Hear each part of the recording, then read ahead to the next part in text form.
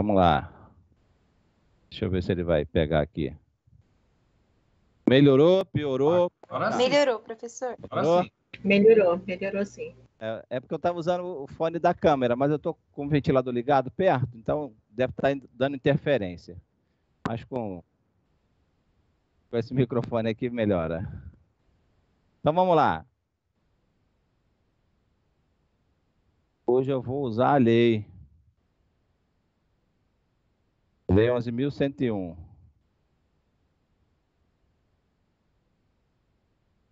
Então tá, vamos lá.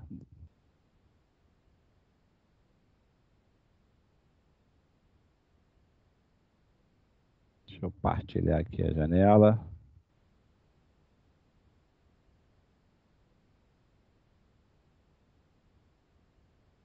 Para vocês acompanharem aí. Lei 14.112, né, de 2020. Essa lei foi publicada em dia 24 de dezembro, salvo engano meu, e ela entrou em vigor em janeiro, né? Ela alterou vários dispositivos. 11.000 ou 14.000? 14.112. Ela alterou vários dispositivos da Lei 11.101. Né? A gente até esperava que ela fosse revogar e criar, né, uma lei de falência nova, mas eles resolveram manter a 11.101 com todas as alterações que a 14.112 fez, e foram muitas, foram bastante, tá?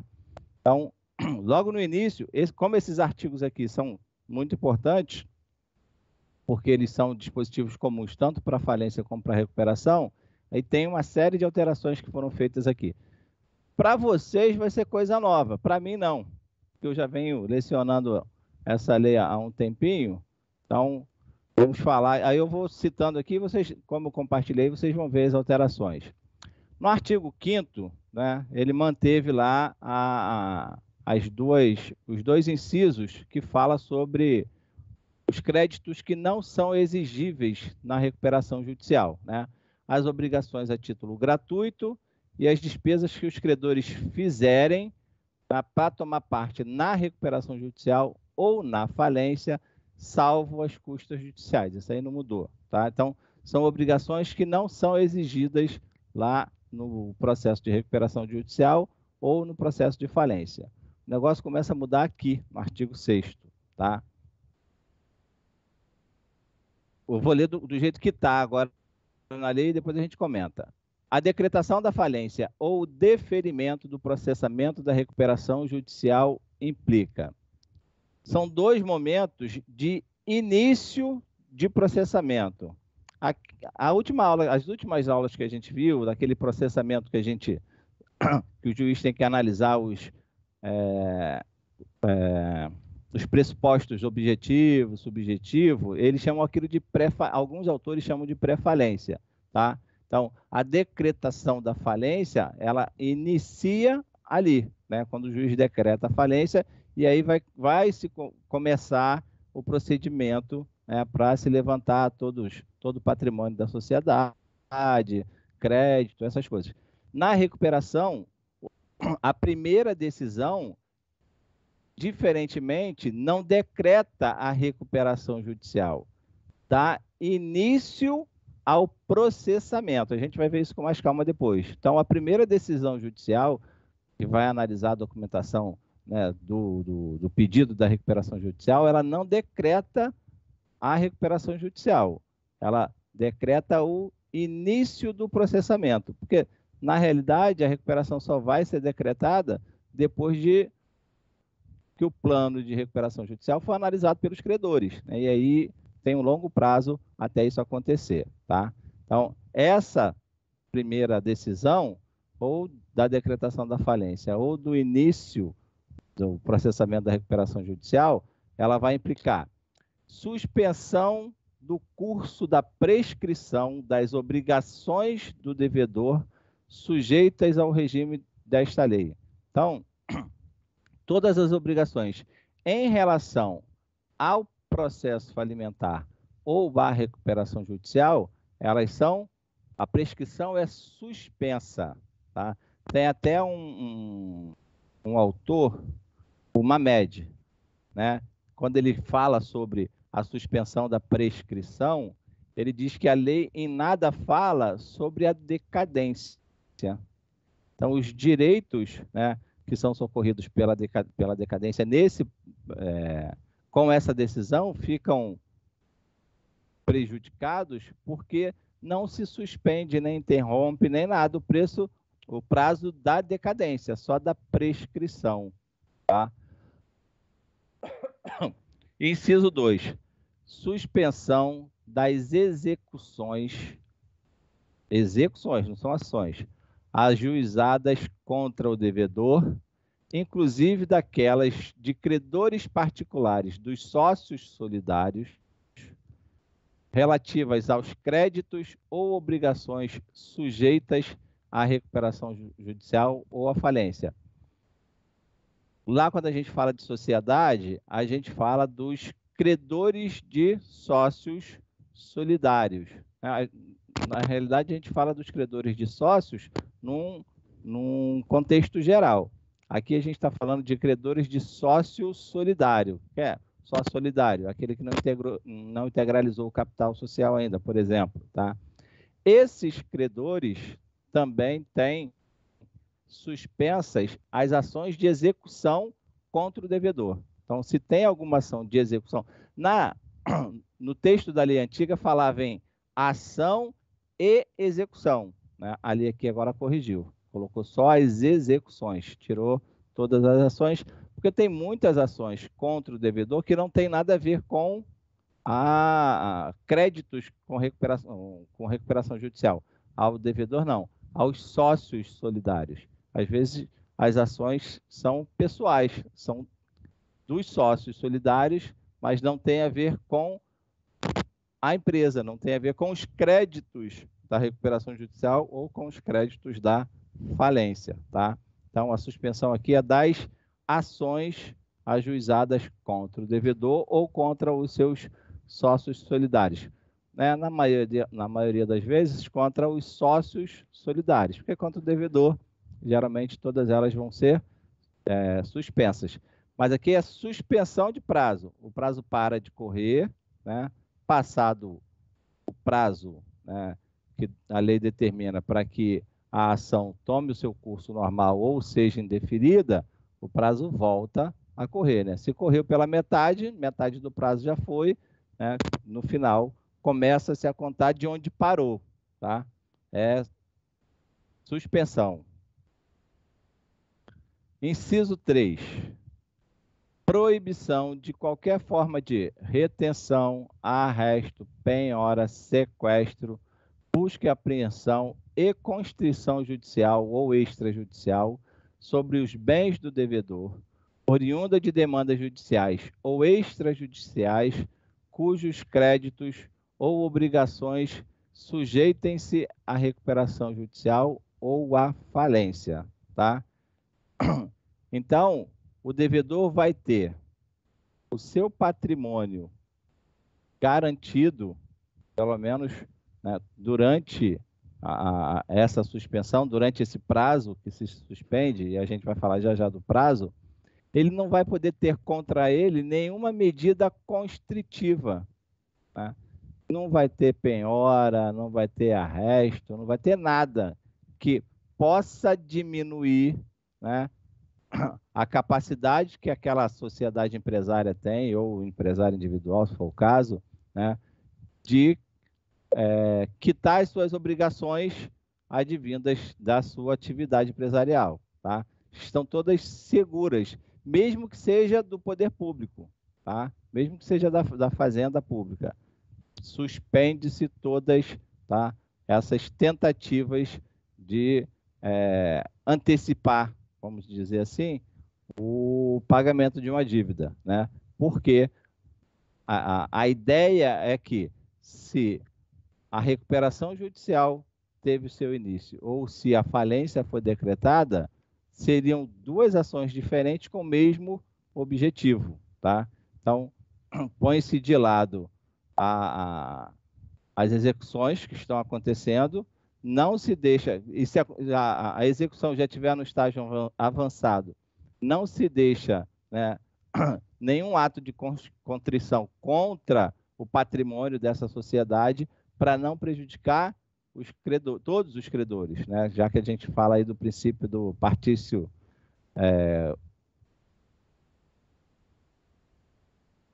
par condício creditório, tá? Que todos os credores eles têm, né, que ser tratados de forma igualitária, tá? Então, não se é permitido. Parágrafo 1º do artigo 6º. Terá prosseguimento no juízo na qual estiver se processando a ação que demandar quantia ilíquida, tá?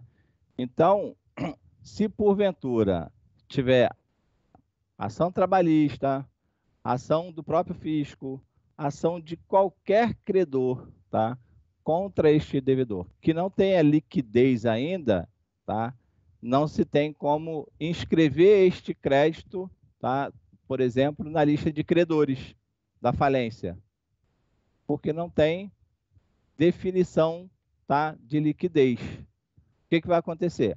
Essas ações vão continuar no mesmo lugar onde elas estão, tá? Se for trabalhista, se for civil, o âmbito que for, elas vão continuar até sair liquidez, até se determinar qual é o valor, tá, que deva se executar contra esse devedor. Depois disso, tá, aí sim pode-se pedir para incluir este valor na lista de credores.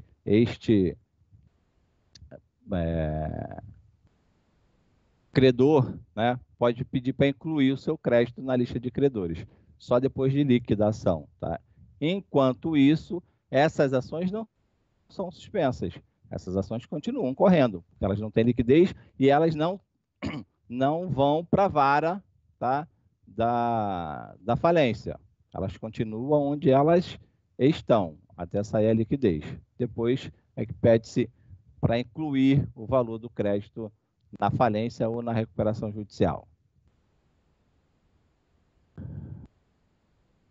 Parágrafo 2º. É permitido pleitear perante o administrador judicial habilitação, exclusão ou modificação de créditos derivados da relação de trabalho, mas as ações de natureza trabalhista, inclusive as impugnações a que se refere o artigo 8º desta lei, serão processadas perante a Justiça Especializada até a apuração do respectivo crédito, que será inscrito no quadro geral de credores pelo valor determinado em sentença.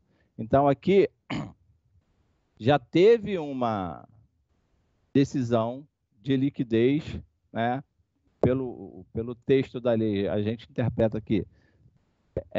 Houve um recurso, esse valor foi modificado, né, ou pretende-se modificar este valor, tá? Só depois da modificação é que você vai poder inscrever esse crédito, vai poder pedir a modificação do valor, ou se porventura não teve sucesso a ação, né, pede-se a exclusão do crédito, que aí pode ser pedido pelo próprio devedor, tá? Por quê? Porque o juiz pode pedir reserva de valor, que a ação ainda não tem liquidez. Então, esse é um recurso aqui que vale tanto para o credor quanto para o devedor, tá? Parágrafo 3º. O juiz competente para as ações dos parágrafos 1º e 2º, né, que a gente acabou de ver, poderá determinar a reserva de importância que estiver devida na recuperação judicial ou na falência, e uma vez reconhecido líquido o direito, será o crédito inscrito na classe própria, né? Acabei de falar. Então, se ainda não tem liquidez ou se teve recurso, aqui nesse caso, o juiz da ação trabalhista, da ação na vara de fazenda ou no juízo comum mesmo, ele pode solicitar ao juízo da falência a reserva de valor para, né, assegurar o pagamento daquele credor.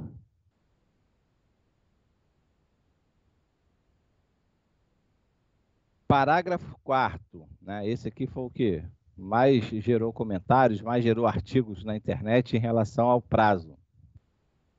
Na recuperação judicial, as suspensões e a proibição de que tratam os incisos 1, 2 e 3, né?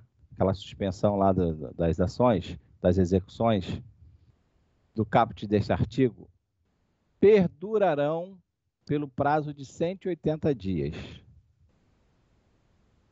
contado do deferimento do processamento da recuperação judicial, prorrogável por igual período, uma única vez, em caráter excepcional, desde que o devedor não haja concorrido para a superação do lapso temporal, né? Antes da alteração, esses 180 dias eram um prazo improrrogável, era 180 dias e ponto. Só que a própria jurisprudência já vinha mitigando esse artigo e vinha autorizando as prorrogações nesse mesmo contexto aqui, desde que o autor, aí aqui a gente está falando só de recuperação judicial, tá? Desde que o autor, que geralmente é o devedor, não concorresse para que esse prazo tenha sido extrapolado, tá? Então, a lei dizia que o prazo era de 180 dias e prorrogáveis, tá? Aí tinha lá um cronograma, que a gente vai ver daqui a pouco, de atos para qualquer uma das partes, que fazia com que esse prazo chegasse a, no máximo, 150 dias para ter a Assembleia de Credores, e por conta de... como é que eu vou colocar? De fatores que não tenham sido provocados pelo autor da ação, né? Pode ser demora do judiciário, o juiz pode ter dado vista ao processo para uma das partes e demorou, e protelou, e o juiz deixou para lá. Pode ter sido por qualquer motivo, desde que não tenha sido provocado pelo autor, tá? Aí, antes da lei entrar em vigor, os juízes já estavam prorrogando esse prazo. Então, eles resolveram colocar na lei o que já vinha acontecendo na prática, tá? Aqui diz que prorroga-se por mais a suspensão, né, das ações e execuções e o curso da prescrição, tá? É de 180 dias, mas pode ser prorrogado, tá? Se não for culpa do autor da ação, se ele não tiver concorrido, tá, com a superação do lapso temporal. Pode ser, não está dizendo que vai. Aí está lá no parágrafo 4º-A.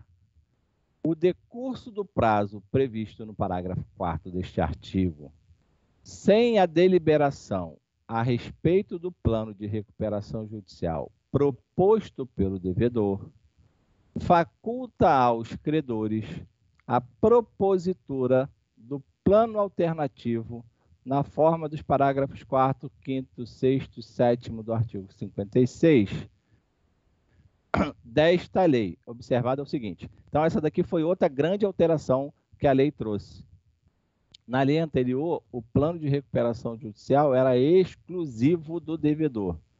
Só o devedor poderia elaborar o plano de recuperação judicial, né? Eles colocaram a possibilidade desse plano de recuperação judicial ser proposto pelos credores, né? Na lei antiga, até havia uma menção a isso, mas tinha que ter autorização. Eles podiam alterar o plano, não podiam apresentar um plano novo, eles podiam alterar algumas coisas no plano de recuperação judicial. Mesmo assim, o autor do plano de recuperação judicial tinha que concordar, tá? Não era nem ter anuência, audiência, ele tinha que concordar com essas alterações. Aqui não. Aqui, se o prazo de 180 dias for superado e a Assembleia não conseguir votar o plano de recuperação judicial apresentado pelo devedor, se a gente, depois a gente vai ver, eu vou fazer um cronograma, a gente vai ver que bate certinho os prazos concedidos, prazo para apresentação do plano, prazo para marcar a audiência, eles vão se somar 150 dias se não tiver nenhum intercurso ali no período, na contagem do período. Dá 150 dias, aí os últimos 30 serviria para a Assembleia analisar o plano e votar o plano, tá? Se isso acontecer e a Assembleia não conseguir votar o plano e não for culpa do devedor, o juiz pode, tá, dilatar o prazo por mais 180 dias, mas esse prazo só vai ser dilatado se a Assembleia apresentar um novo plano de recuperação judicial. Então, ó, o decurso do prazo previsto no parágrafo 4 deste artigo, 180 dias, né, sem a deliberação a respeito do plano de recuperação judicial proposto pelo devedor, faculta aos credores, quer dizer, dá a faculdade, dá a possibilidade dos credores a propositura de um plano alternativo. Aí depois a gente vai ver, na forma dos parágrafos 4º, 5º, 6º, 7º do artigo 56, observado o seguinte: para isso acontecer, para eles apresentarem um plano, as suspensões e a proibição que trata os artigos 1, 2 e 3, quer dizer, o decurso da prescrição e o prazo das execuções deste artigo não serão aplicáveis caso os credores não apresentem o plano alternativo no prazo de 30 dias, contado do final do prazo referido no artigo no parágrafo 4º deste artigo ou no parágrafo 4º do artigo 56. Quer dizer, se passou os 180 dias,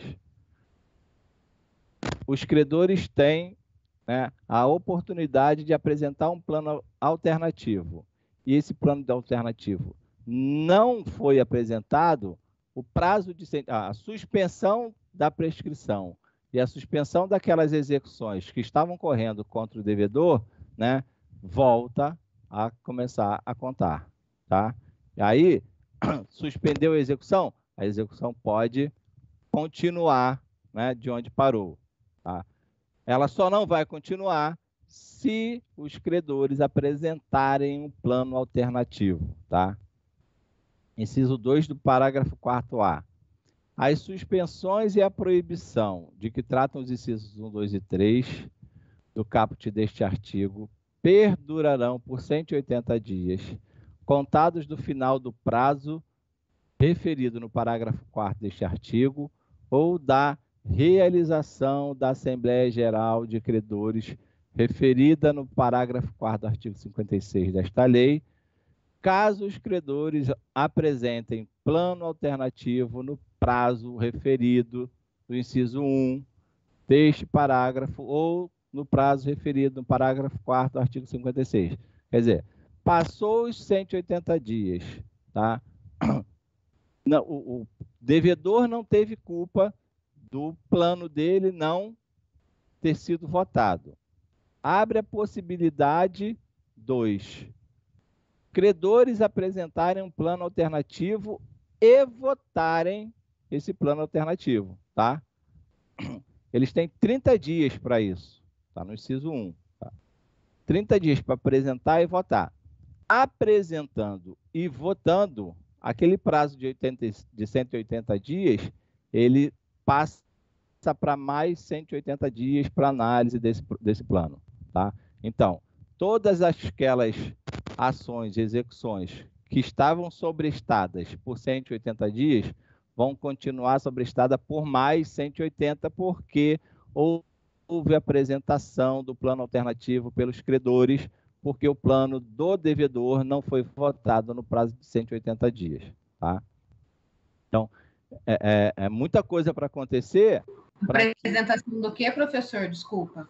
Não entendi a pergunta. Apresentação do plano. Do plano de recuperação judicial.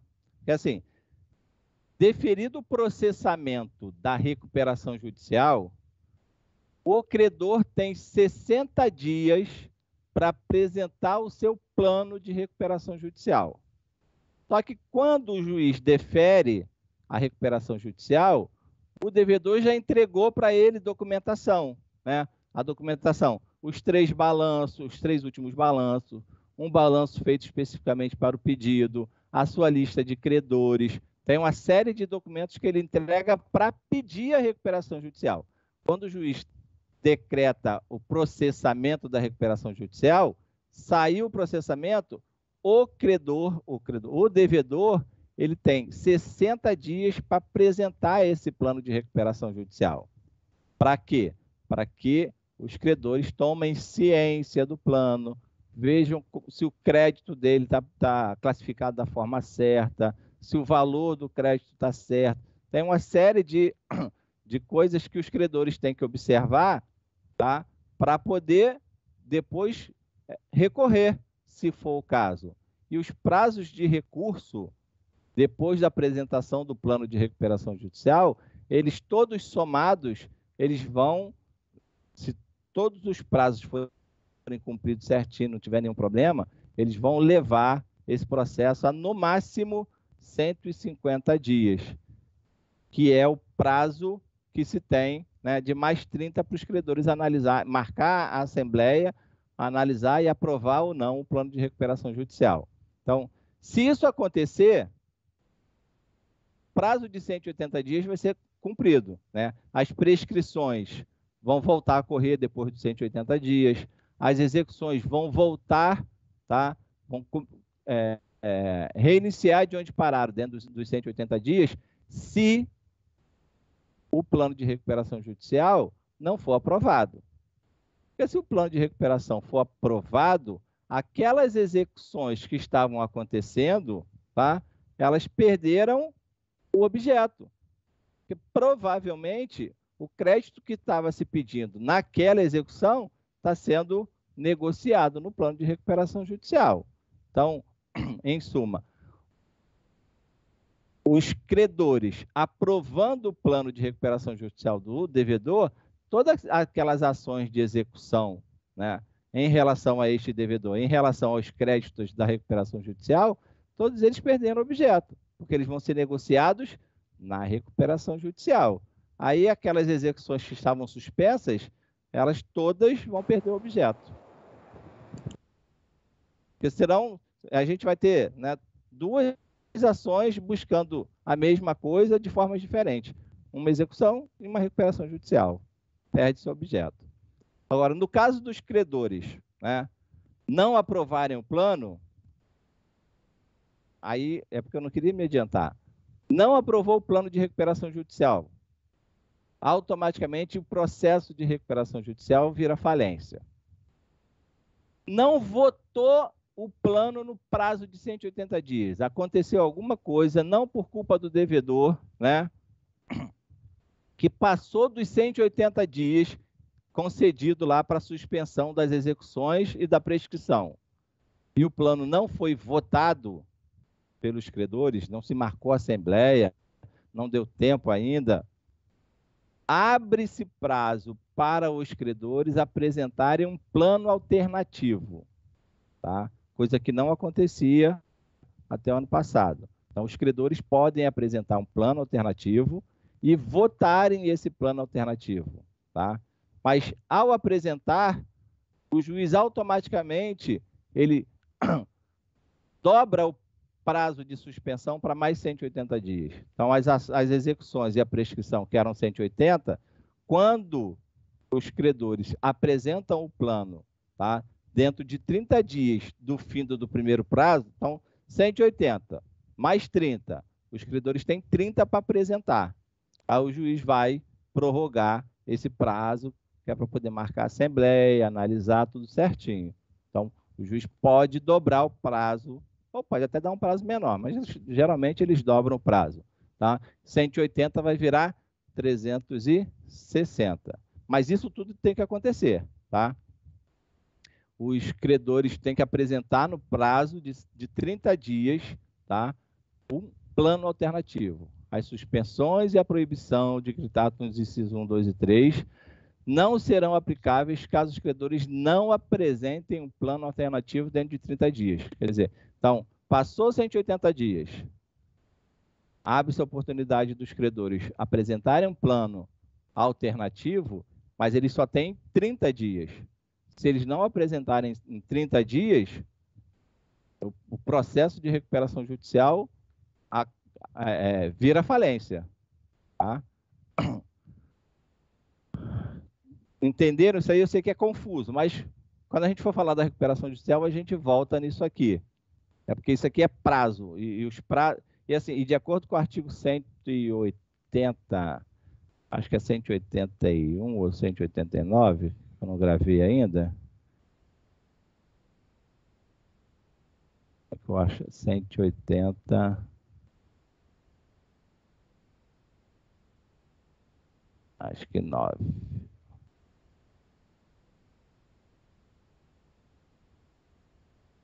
R$ 189, parágrafo 1º, inciso 1. Né? O pessoal que gosta de processo civil, isso aqui vai de encontro ao Código de Processo Civil. Para os fins do disposto nesta lei, inciso 1, todos os prazos nela previstos ou que dela decorram serão contados em dias corridos. Tá? Lá no processo civil, são dias úteis. A lei resolveu o problema que vinha acontecendo, tá? E todos esses prazos que a gente vai se referir aqui dentro da lei 11.101, eles decorrem, são contados em dias corridos, tá? Não tem dia útil, é dia corrido.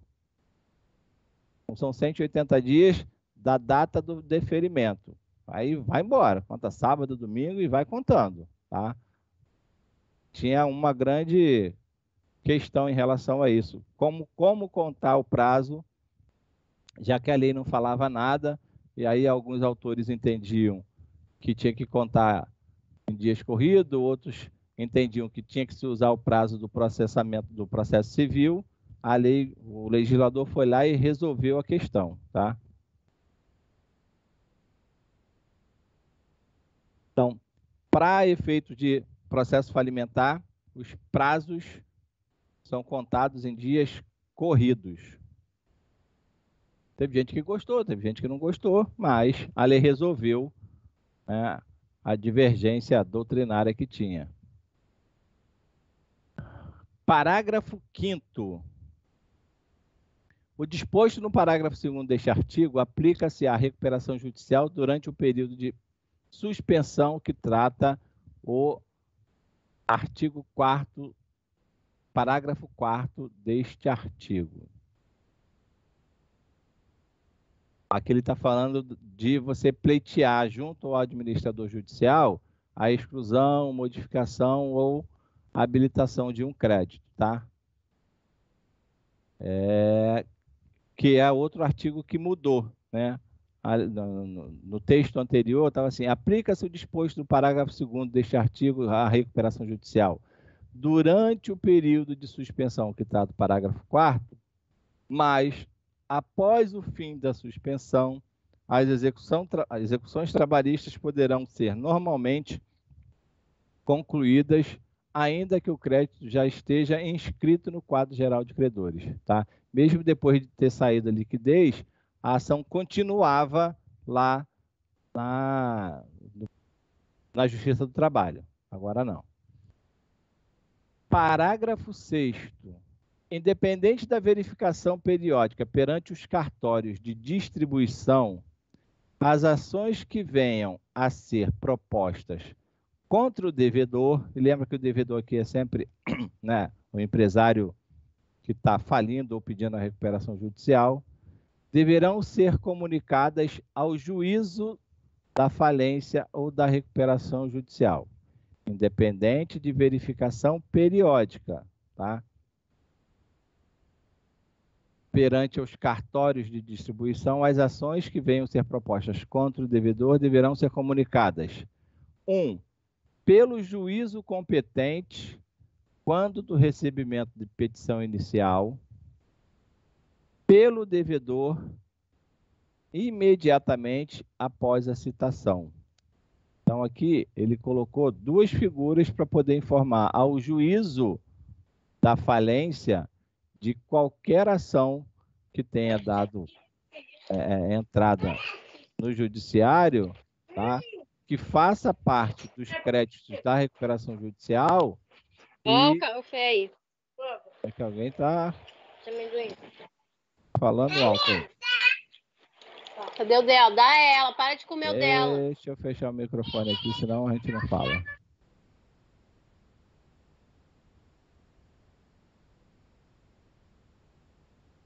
Me perdi. Acho que foi. Tá? Então,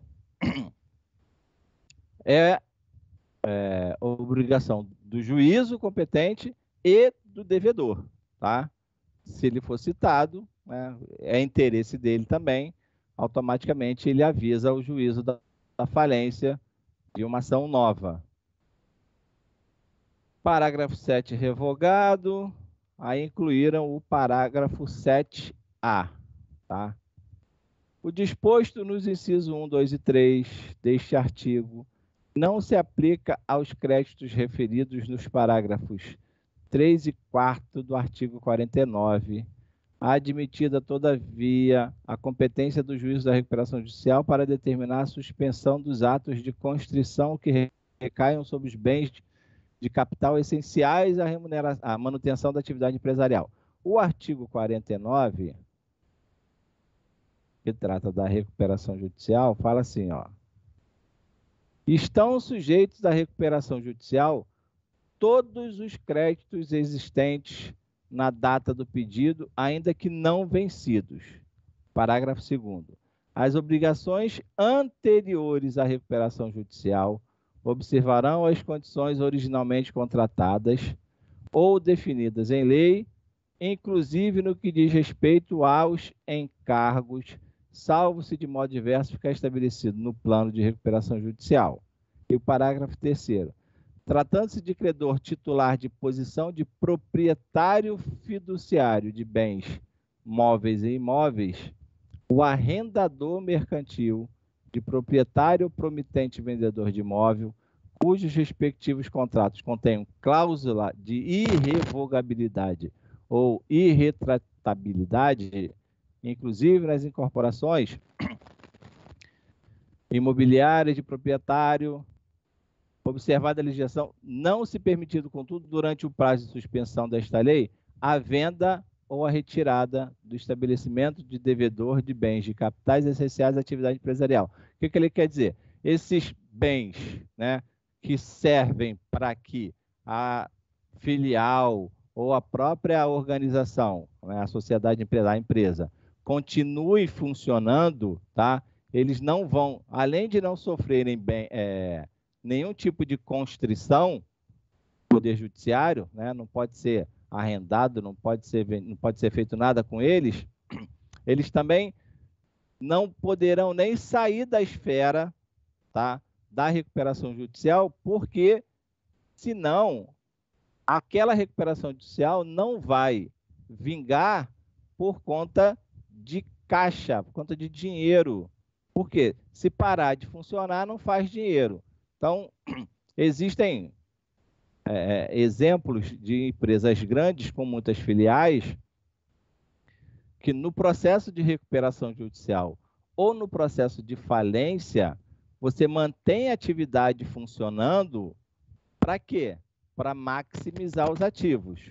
Ou para você tentar fazer com que aquela atividade, né, que gera emprego, que gera imposto, a gente falou da parte social da empresa, continue gerando esses lucros, esses dividendos, né, esses bens econômicos, aí vamos colocar dessa forma, na mão de outra pessoa, né, que você não acabe com a atividade vai continuar funcionando, e você com o arrendamento ou o leilão de uma das filiais, tá? Você faz o caixa, e a atividade continua funcionando na mão de outra pessoa, mas a atividade vai continuar ali gerando emprego, gerando tributo, tá? Fazendo com que aquela movimentação ali não pare. Então, isso não pode acontecer, tá? Os textos ficam assim gigantescos e até a gente ler isso tudo para poder explicar é complicado. Parágrafo 7b. De novo, em relação ao prazo de suspensão, de prescrição e de suspensão de execução. Não se aplica às execuções fiscais, admitida, todavia, a competência do juízo da recuperação judicial para determinar substituição dos atos de constrição que recaiam sobre os bens de capital. Isso aqui, as esferas as fazendárias não gostaram muito disso aqui, porque deu com a mão e tirou com a outra, tá? Então, não se aplica às execuções fiscais, admitida, todavia, a competência do juiz de recuperação judicial para determinar suspensão dos atos de constrição que recaiam sobre os bens de capital, essenciais à manutenção da atividade empresarial, até o encerramento da recuperação judicial, a qual será implementada mediante a cooperação jurisdicional. Então, vai ter uma cooperação jurisdicional aqui entre o juízo das fazendas públicas e o juízo da falência, mas não pode recair nenhum ato de contrição. Quer dizer, a fazenda pública ganhou um auxílio, mas não pode fazer nada. Não pode executar, não vai poder fazer nada enquanto perdurar a recuperação judicial, tá? O máximo que vai acontecer é que esses créditos que também foram alterados, o artigo 83 foi alterado, na redação anterior, os créditos fiscais estavam na terceira posição. Eles só perdiam para os créditos trabalhistas e para os créditos com garantia real. E o terceiro eram os créditos tributários. Eles mexeram um pouquinho nisso, depois a gente vê, mas a fazenda pública não vai poder colocar a mão em bem nenhum, principalmente aqueles que são essenciais para a continuidade da atividade, seja ela pelo próprio devedor, seja ela por alguém que está adquirindo através de um leilão, por exemplo, tá?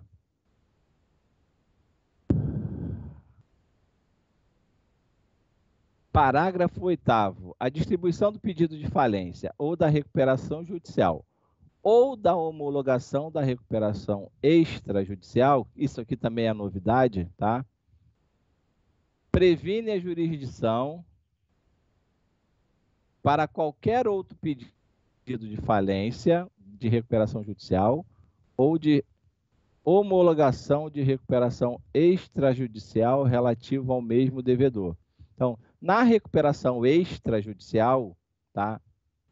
Quando você faz vamos colocar assim, os acordos, quando você faz os acordos com todos os credores e se homologa um trato, contrato, você resolve diretamente com os devedores, com os seus credores e homologa aqueles acordos, tá? Quando se faz isso, qualquer outra ação, tá, em relação àquele devedor, fica prevento o juízo, tá? Então, a distribuição do pedido de falência, de recuperação ou de homologação de recuperação extrajudicial previne a jurisdição para qualquer outro pedido de falência, de recuperação judicial ou de homologação extrajudicial relativo ao mesmo devedor. O processamento da recuperação judicial ou a decretação da falência não autoriza o administrador judicial a recusar a eficácia de convenção de arbitragem, não impedindo ou suspendendo a instauração de procedimento arbitral. Tem muita gente hoje em dia investindo em arbitragem, fazendo curso, se especializando, porque aparentemente é uma área que vai crescer bastante, principalmente dentro do direito empresarial, depois dessa mudança, né? Eles deram uma força muito grande para as decisões tomadas, tá, por arbitragem dentro da recuperação judicial, né? Aqui o parágrafo 8º, ele diz que o administrador judicial não pode recusar eficácia de alguma decisão que tenha sido tomada por arbitragem anterior, tá, ao processo de falência ou de recuperação judicial. Deixa eu ver se esse aqui é...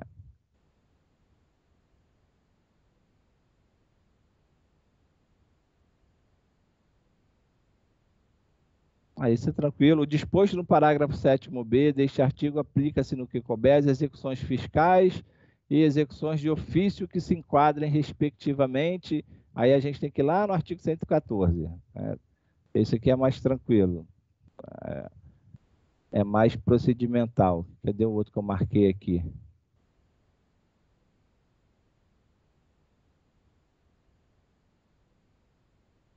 Não, o terceiro também não. 6º-A. Esse aqui também é novo. E esse aqui já vinha sendo muito questionado judicialmente e já tinha decisões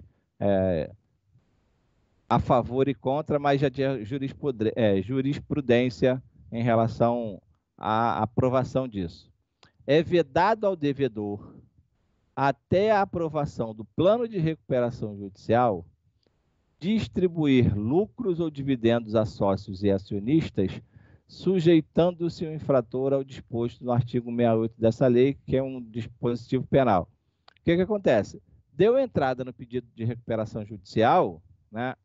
A ideia é que você queira, né, fazer com que os credores diminuam os juros, né, aceitem receber uma parte da dívida e não ela 100%, né, aí, dependendo do número de credores que você tenha, você consegue, né, pagar, ao invés de pagar o total da dívida, você paga 80%. Isso vai depender do plano de recuperação que você elaborar, né, de acordo com o entendimento que você tenha com cada credor seu. Nesse meio tempo, não há lógica nem há cabimento de você continuar distribuindo lucros e dividendos entre os sócios da sociedade, né? Se você está num momento ruim, pedindo ao seu credor, né, pedindo para o seu credor, fala, olha só, eu estou ruim das pernas aqui, quero te pagar, mas vamos sentar aqui para conversar, vamos fazer uma composição e concomitante a isso, você fica dividindo lucro, você pede arrego de um lado e fica distribuindo dividendos, não tem lógica, né? Mas, por incrível que pareça, na lei anterior não tinha nenhuma vedação a isso, e isso estava sendo suscitado no judiciário, e o judiciário, né, teve que tomar decisão em relação a isso. Realmente não tem lógica isso acontecer, tá? 6º-B, não se aplica o limite percentual que tratam os artigos 15 e 16, apuração do imposto de renda e contribuição social sobre o lucro líquido, sobre a parcela do lucro líquido decorrente do ganho de capital restante à alienação judicial de bens ou direitos decretado desta lei. Não se aplica o limite percentual. Esse aqui eu vou ficar devendo para vocês. Vou até anotar aqui que isso aqui tem a ver com imposto de renda. É a alíquota de imposto de renda. Artigo 6º-B. Esse eu não vi para me analisar. Imposto de renda. Esse aqui eu vou ficar devendo.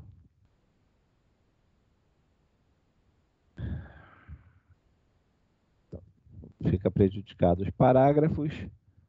O 6º-C. É vedada a atribuição de responsabilidade a terceiros em decorrência de mero inadimplemento de obrigação de devedor falido ou recuperação judicial, ressalvadas as garantias reais e fidejussórias, bem como as demais hipóteses reguladas por esta lei.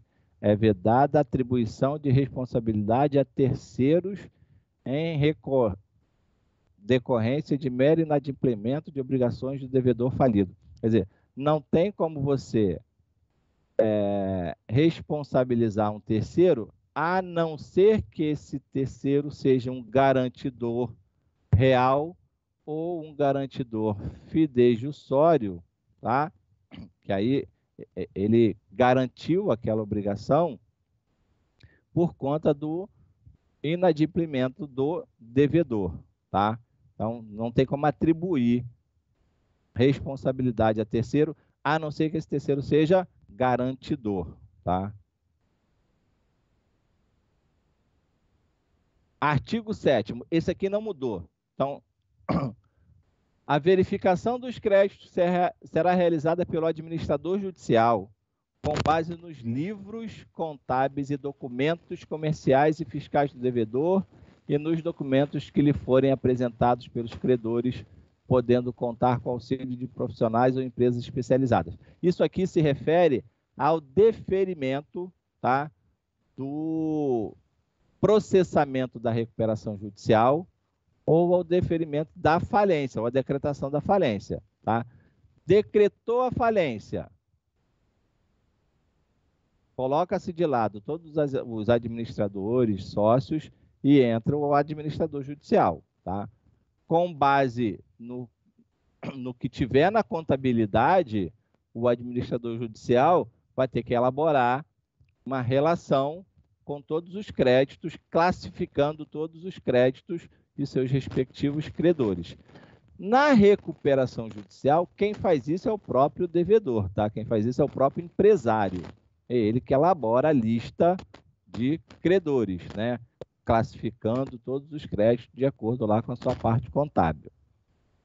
Então, a verificação é realizada pelo administrador judicial, ou ela é feita pelo administrador judicial no caso da falência. Parágrafo 1º. Publicado edital previsto no artigo 52, parágrafo único, já falo sobre ele, ou no parágrafo único do artigo 99 desta lei, os credores terão prazo de 15 dias para apresentar ao administrador judicial suas habilitações ou suas divergências quanto aos créditos relacionados. Então, na recuperação judicial, quando o juiz determina o processamento da recuperação judicial, né, o devedor tem o prazo de 5 dias para apresentar, se ele já não apresentar na inicial, tá, a sua relação de credores, né, com todos os créditos classificados de acordo lá com o artigo 83. Na falência, da mesma forma, tá? O administrador judicial vai ter que elaborar aquela lista e apresentar. Quando o parágrafo 1º fala assim, publicado o edital, quando o juiz decreta o processamento da recuperação judicial ou a falência, tá? Ele manda publicar um edital com a relação de todos os credores do pedido da recuperação ou da falência, né? Publica-se um edital para dar ciência a todos os credores. De acordo com esse edital, tá? Todos os credores vão ver ali se o seu crédito foi classificado da forma certa, se o valor está correto, tá? E eles terão prazo de 15 dias, tá?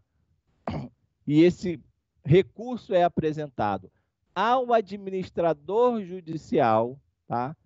Para ele demonstrar ali que o crédito dele não está habilitado. Ah, o meu crédito não está, eu sou credor e o meu não apareceu. Ou eu sou credor, meu crédito foi classificado de forma errada, tá? Eu sou... Sim. Só para mim elucidar na questão loirística pessoal, 5 dias, então, para apresentar a relação de credores de edital. Na recuperação judicial. Na recuperação judicial. Se ele já não apresentar na inicial, tá? Sim. E aí, por exemplo, se eu não apareço nessa lista de edital, eu tenho 15 dias para me manifestar. Isso aí. 15 Olha, dias. a tinta está compensando comprar. 15 dias e você vai apresentar esse recurso ao administrador judicial. É porque tem outro prazo, por isso que eu estou dando ênfase ao administrador judicial. Tá? Então, saiu o edital, né, do deferimento do processamento da recuperação judicial ou da decretação da falência, vai sair um edital, você tem 15 dias para apresentar a sua habilitação, né, em relação à divergência do crédito. Ou o seu crédito não está, ou está errado, o valor está errado, ou está classificado de forma errada. Aí o administrador judicial vai receber todas essas divergências, tá? De posse de tudo isso... Crédito divergente ou ausente, então, né? Ausente, divergente, valor errado, classificação errada, divergência de todas as naturezas. Tá? Nesse processo. Passou, perco... Viu que o seu crédito está errado, você vai apresentar ao administrador judicial, tá, as suas habilitações ou divergências. Tranquilo? O administrador judicial vai tomar... O administrador judicial vai pegar todas essas informações, tá, junto com o que ele levantou dos livros, que está lá no caput do artigo 7º, e vai conferir. Né? E vai publicar um novo edital. Ele vai ter 45 dias, tá, para apresentar uma nova lista. Está lá no parágrafo 2º. Assim, ó, o administrador judicial, com base nas informações e documentos colhidos na forma do parágrafo 1º, né, todos os recursos, fará publicar edital contendo a relação de credores no prazo de 15 dias, contado do fim do prazo do parágrafo 1º. Quer dizer, 15 mais 45. Então, terminou os 15 dias, ele tem 45 para apresentar um novo edital, tá? Devendo indicar o local, o horário, o prazo comum em que as pessoas indicadas no artigo 8º desta lei terão acesso aos documentos que fundamentarão a elaboração dessa relação. Então, o administrador judicial, aí já é uma segunda lista, né? A primeira lista é a da inicial, a segunda lista é do administrador judicial. Da primeira lista, cabe recurso ao administrador judicial. Da lista do administrador judicial, cabe recurso ao juiz. Deixa eu ver se eles mudaram isso. Que eu acho que eles bem mudaram, que era um prazo de 10 dias. Então vamos lá. Artigo 7. Não, prazo de 10 dias, professor. Ainda é 10 dias? Não, acho que eles mudaram. Aqui, ó. Se é que eu estou lendo errado, então? Parágrafo 2º. O administrador, com base, terá 15 dias contado... eles mudaram o prazo. Que parágrafo que o senhor está, professor? Não, artigo 7º, parágrafo 1º e 2º. Né? O primeiro é os 15 dias, o segundo é os 45 dias que o administrador judicial tem. Eles incluíram aqui o artigo 7º-A, que não existia. Tá assim, ó, na falência, após realizadas as intimações e publicado o edital, conforme previsto, respectivamente, no inciso 13º do caput e no parágrafo 1º do artigo 99, o juiz instaurará de ofício para cada fazenda pública credora incidente de classificação de crédito público e determinará a sua intimação eletrônica para que no prazo de 30 dias apresente diretamente ao administrador judicial ou em juízo, a depender do momento processual, a relação completa dos seus créditos, quer dizer, os créditos fiscais, tá? Em dívida ativa, acompanhada dos cálculos da classificação e das informações sobre a situação atual. Quer dizer, eles deram aqui uma oportunidade para as fazendas públicas apresentarem os créditos, né? Aqueles que já são créditos inscritos na dívida ativa, tá? Só os inscritos na dívida ativa. Então, a Fazenda Pública vai ter 30 dias, tá? A contar da onde? Do edital, né? O mesmo edital que o administrador judicial tem 15 dias, que qualquer credor tem 15 dias para apresentar as suas habilitações ou divergências, a Fazenda Pública terá 30 dias. Tá? Parágrafo 1º do artigo 7º-A. Para efeito do disposto no caput deste artigo, considera-se Fazenda Pública credora aquela que conste da relação do edital previsto no parágrafo 1º do artigo 99 ou que, após a intimação prevista no inciso 3º do caput do artigo 99 desta lei, alegue nos autos, no prazo de 15 dias, possuir crédito contra o falido. Por quê? A Fazenda Pública também pode usar os 15 dias, tá? Só que o juízo deu um prazo maior para ele. Então, ele não precisa dos 15 dias, ele tem 30 dias para se fazer presente. O crédito da Fazenda Pública não está nesse edital aqui, então vamos incluir, tá? Ele tem 30 dias e não só 15. Só a Fazenda Pública que tem. Todos os outros credores têm 15 dias. A Fazenda tem 30, tá? Parágrafo 2º. Os créditos não definitivamente constituídos, não inscritos em dívida ativa ou com exigibilidade suspensa, poderão ser informados no momento posterior. Quer dizer, se o crédito ainda falta 2 meses para inscrever um crédito daquele devedor na dívida ativa, depois de inscrito, esse crédito pode fazer parte, tá, daquela recuperação judicial ou daquela falência em momento posterior. Encerrado o prazo que trata o caput deste artigo, o falido, os demais credores, o administrador judicial disporão do prazo de 15 dias para manifestar objeções limitadamente sobre os cálculos e classificação, quer dizer, do edital publicado pelo administrador judicial, tá?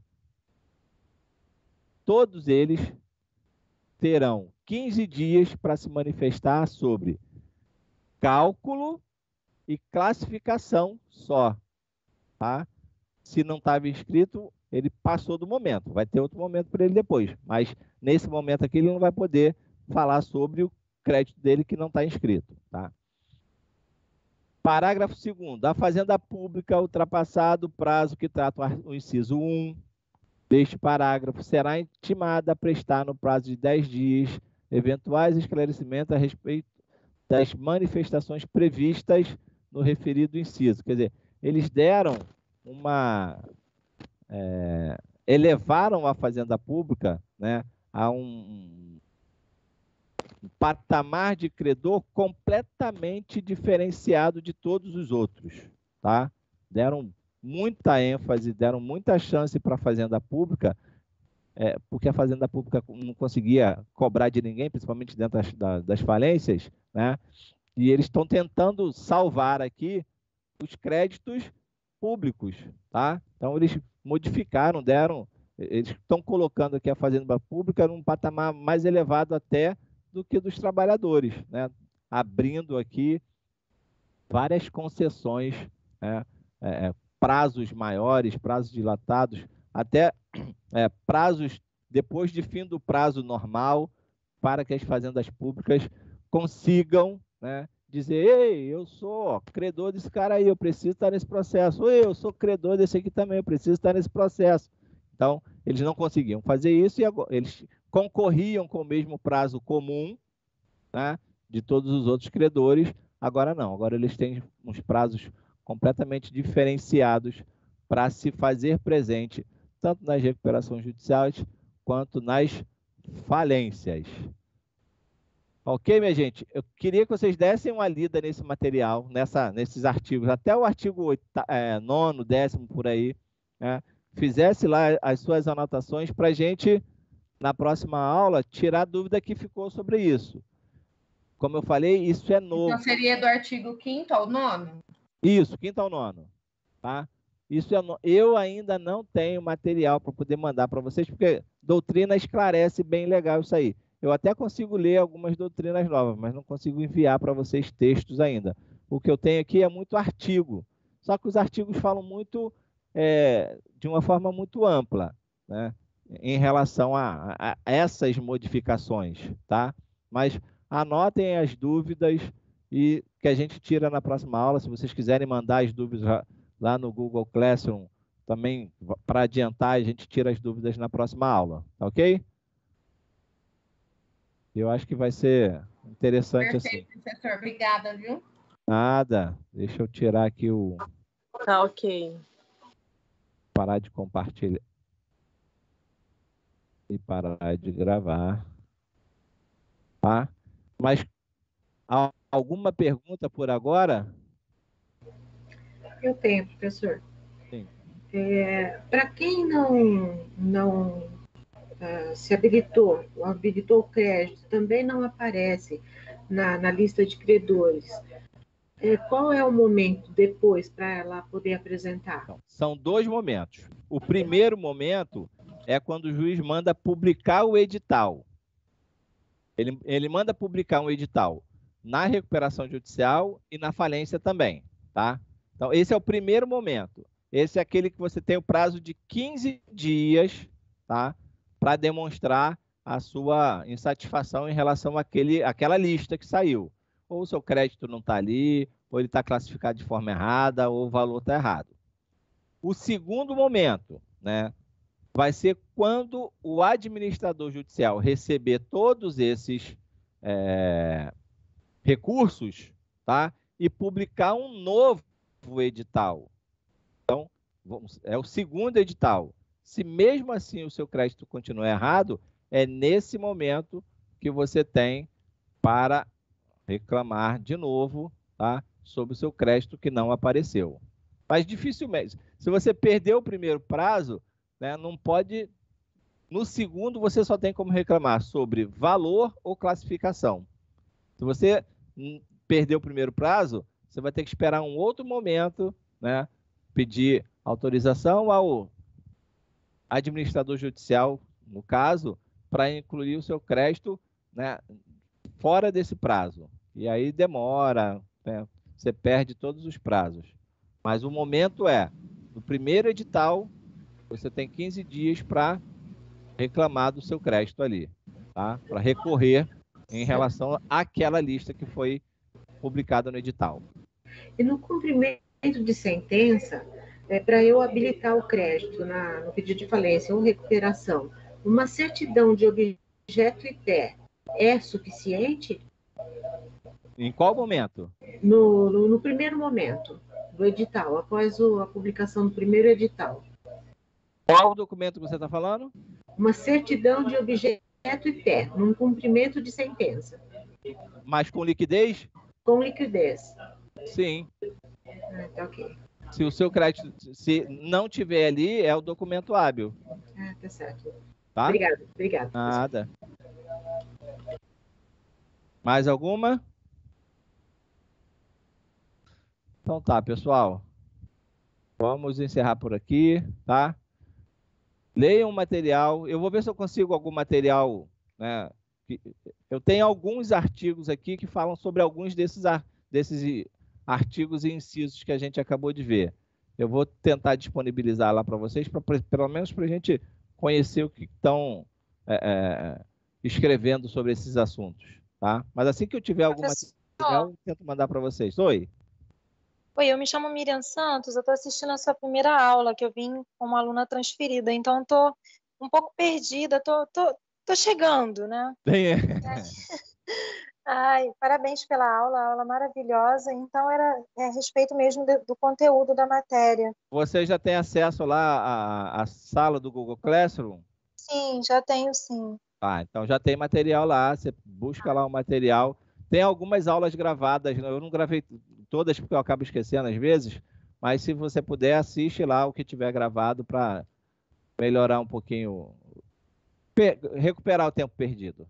Show de bola, obrigada, tá? Tá bom? Seja bem-vindo aí. Obrigada. Então tá, pessoal. Boa noite aí para todo mundo e até semana que vem. Boa noite, professor. Obrigada pela aula. Boa noite, professor. Fica com Deus. Obrigada. Boa noite, professor. Boa noite. Falou. Boa noite. Um abraço. Boa noite. Tchau, tchau. Boa noite, professor. Tchau, boa noite.